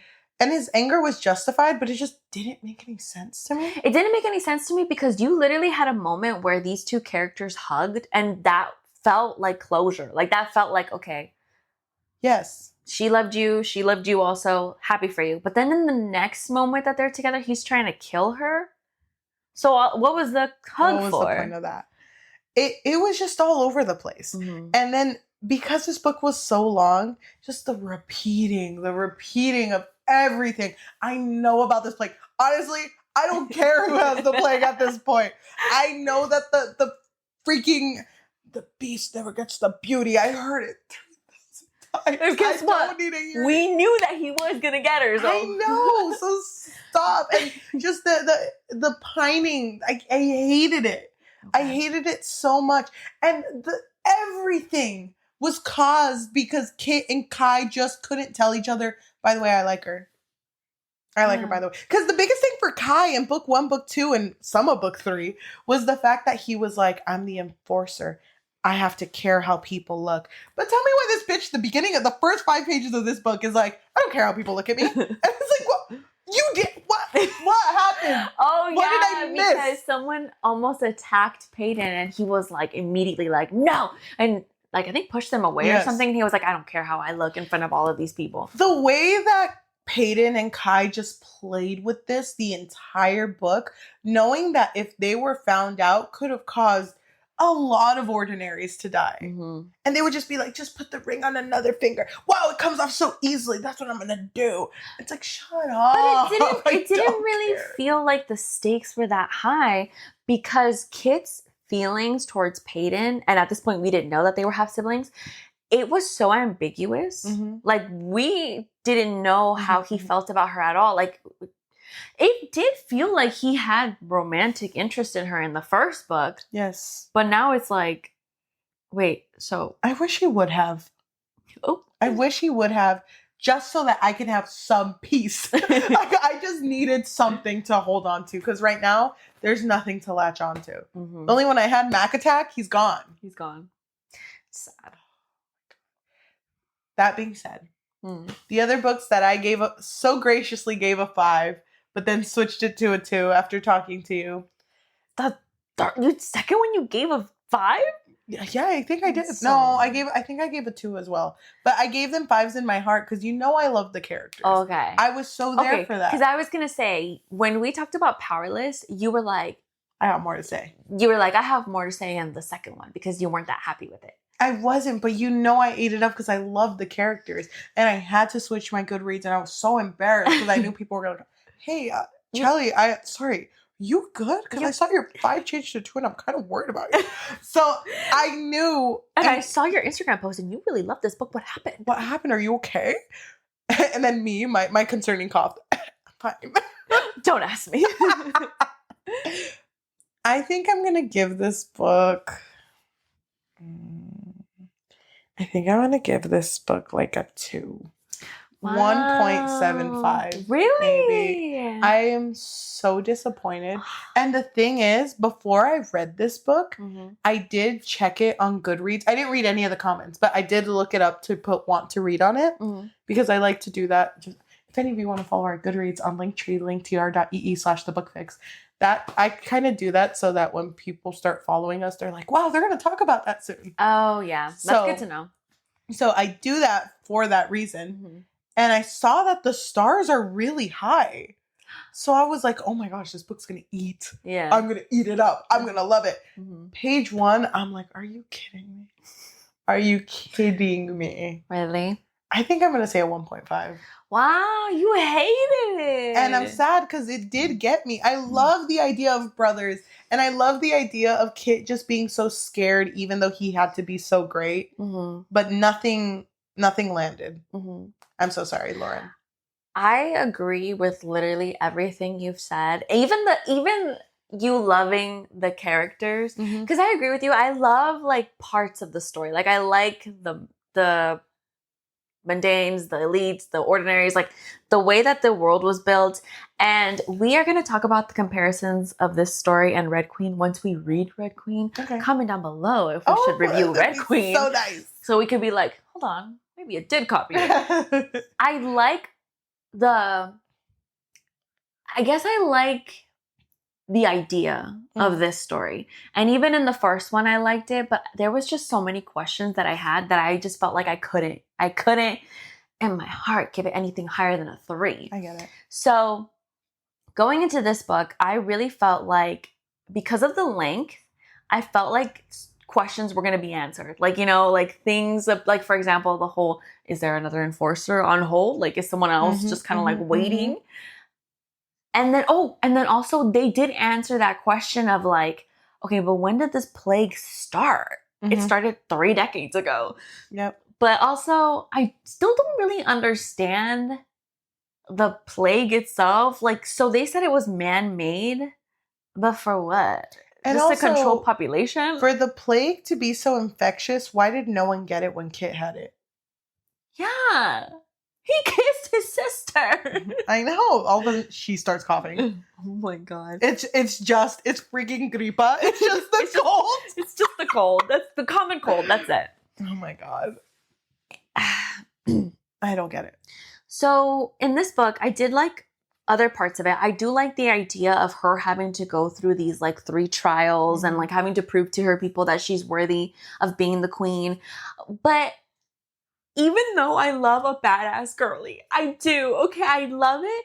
It just felt so unrealistic. Like, you're telling me that countless people have tried to find this crown and this girl doesn't even struggle. Like, she just goes in, gets it, and leaves. And she fights these bandits like nothing. Like, I just wanted, like, I understand that the story is already long enough. Girl, you could have made it into 4 books, whatever. Yep.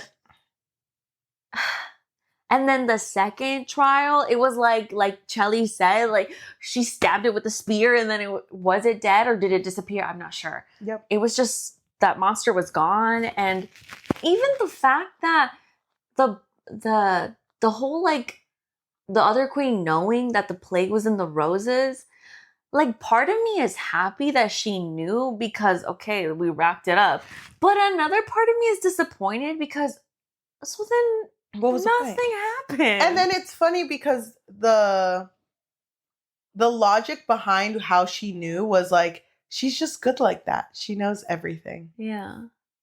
But that doesn't explain it. Yeah. Like, that makes no sense to me. I'm not happy with that outcome. You know what I would have wished? I would have wished that she would have, like, thrown the roses away or something. Or, like, burned it in front of her and just been like, I don't want this. Like, I don't need your healing things. Like, let me think about it. You know what I mean? Like, I would have preferred that. That would have made more sense. And then maybe she could have lied to Kit and been like, oh, yeah, she took the roses. Yeah, they took it. She loved the roses. Thank you for that. That would have made more sense to me, maybe. So even that whole, like, wrapping that up with a little bow just felt so stupid. I hated the lack of arc for Mac. And I hated how, I don't know, like, at the end, like, what was the point? What was the point? What was the point of the story? Because also Kai didn't want to be king, and by the end they're happy and everything's good. Both of them weren't royalty trained. They're just good. Yeah, they're just good And people. also the king and queen, who apparently needed guard at all time, can just be out in the poppy fields. Oh, yeah. That's it? Okay. And no one hates them and everyone's good and there's no racism. Like, that's crazy to me. That makes no sense. I don't know. I just feel like I feel like I want to give it like a 3, but that just feels so generous. You're too nice right now. Like a 2.5. That is way too nice right now. Even me, who cried to this book. I didn't cry to this book, but there's so much that I love. But I could visualize a lot of it. And I know that when this gets adapted, I'm hoping that they'll fix those plot holes and it's going to slay our lives. Like, I'm really, really hoping. Here's another thing. I'm glad you brought that up because I was holding it in my mind. The fact that after the first book, this got announced that they want to adapt it into, I think, a show. Why? Or a movie. Because it's so popular. That's so lame. This isn't... How can an editor look at this and like it? Okay, they like Bridgerton. Oh my god. I can't. They made Bridgerton better, so. That's true. They made it better than what it was. Yeah. And they concealed the parts that were not great. Kind of. It sucks because I actually really like Lauren Roberts as a person. Yeah, she was so nice. We saw her at a panel. She was so cool. And she was so sweet. And I feel like we would be great friends. I'm just saying. And honestly, we would not have read Powerless if it weren't for the fact that we just liked her so much. Because we knew about it, but I don't think it was on any of our radars. No, I think we had other stuff that we wanted to read, but we really liked her personality a lot. So we moved it up. Yeah. But I feel like she has really good ideas. So that doesn't necessarily mean that I'm not like willing to read anything else she puts out. I'm just hoping that whatever she puts out next will be more heavily edited and they'll spot plot holes and there'll be less repetition. I am a little sad though that after 4 books it didn't get better. Yeah. So just really think the next one through. Maybe don't read any other books because then you're gonna oh my god. Then I'm just gonna take this idea and that idea and this idea. Hey, you don't know. You don't know. Well, I mean, I think there's no such thing as an original concept. That's everything true. is borrowed. But I'm just saying a joke. I don't actually I don't know because I haven't read The Red Queen. I read it a long time ago and I told you this when we talked about Powerless. That it did remind me of The Red Queen, but I besides their first meeting, I couldn't really remember other details. Okay. I don't know, so I can't say. I'm so sad. But I'm very interested to see what other people think about the book. What if other people love it and it's just us? We're the problem. I know. We'll read reviews right now, but before I let it go, I do want to say, Lauren, it's still a 5 in my heart. It's still a 5 in my heart. The series. Yes. I have the cars are in my trunk. Like I feel the books are in my trunk of my car. I feel like this is a series I'm going to come back to because there were so many good lines. Yeah. That I just love the way it was executed. But that's kind of it. Yeah. So yeah, I'm so sorry to let this go. If I were to rate the series, 2.5. I'd give it a 3. I think it deserves that for me. Okay, to anyone who is watching us, to anyone who's listening to us, whether that be Spotify, Apple Podcasts, Amazon Music, or anywhere you get your podcasts on, thank you so much. If you could please leave a rating of 5 stars because it really does help us, and a review recommending us our next read, that would be great. I think I just need a pick-me-up. I need a 5-star. So please send us your favorite 5-star. I want you to send me the book that you always come back to. What's that book for you? I feel like that'd be great. That'd be really fun. If they want to support us and they have a little bit of extra money, what can they do? If you're looking for another way to support us just a little bit more, we do have a Patreon, which you can find at patreon.com/bookfix. But if you don't want something that's monthly, we do also have a Ko-fi, which is ko-fi.com/thebookfix, or buymeacoffee.com/thebookfix. If you are watching us on YouTube, thank you so much. If you can like, comment, subscribe, and hit that notification bell because we post every Tuesday and Thursday. I feel like y'all need to follow the journey that we went through with all of the Powerless books that we read. Oh my god, when we were drunk. We were gone. Please go watch those episodes because those were some of my favorites. Yeah, so they were fun. Go check them out. It would be great. If you want to support us on social media, or if you want to find our book clubs on Goodreads or Fable, you can check our link tree, linktr.ee/thebookfix. If you don't want to do any of that social media, don't want to join the book club, but still want to recommend, we do also have a Google Forms document on our link tree that you can fill out in order to recommend us a book. Thank you. Okay, why don't we read a positive and negative? Okay, which one do you want? What do you want? I'll do the negative. Okay, I'll do positive. This got a 4.4 overall. Isn't that crazy? Well, maybe we're the problem. Maybe we are. Okay, so this comes from Cell. They gave it 1 out of 5 and they wrote, "Totally disappointed. I expected so much more. It's so badly written. The plot is totally the worst. This book has a whole lot of potential and they just go to the drain. The way things turn is just like, wait, you must be kidding me. No, are you serious? This is how it's going? I really enjoyed Powerless, but this is such a no. Sad face." This comes from Herika, who gave it a 5 out of 5. And she wrote 6 stars. This was definitely the perfect end to this series. But are we okay? Because this book sent me spiraling in every possible direction. I felt every emotion. I literally cried through half of it. The pain was so unreal. This story was a full emotional roller coaster, and I was not okay at any point. It broke me in the best and worst ways. I love Kai and Peyton so much it actually hurts. And now that it's over, I feel so empty, like genuinely hollow. I don't know what to do with myself. I can't believe this is the last book. This series completely consumed me, and I'll be thinking about it for the rest of my life. Thank you so much for watching, and we'll see you in the next one. Bye. I'm going to screenshot this. Someone wrote back to that and just wrote love and put a pregnant person. Reviews are so funny. Some people are so hilarious. I don't really get it. I love looking at Letterboxd reviews because they're so unhinged. Really? It's just so funny. Like, oh my god. Like, we watched the Final Destination series. We were doing like a marathon, basically. And in the third one, have you seen them? Mm-mm. So in the third one, it's like universally, I feel like it's everyone's favorite. Yeah. And even when I was, before Letterboxd, before I, had people telling me in my ear, I feel like I also really preferred that one because the main character is the girl who comes out in Scott Pilgrim. Yeah. So that one.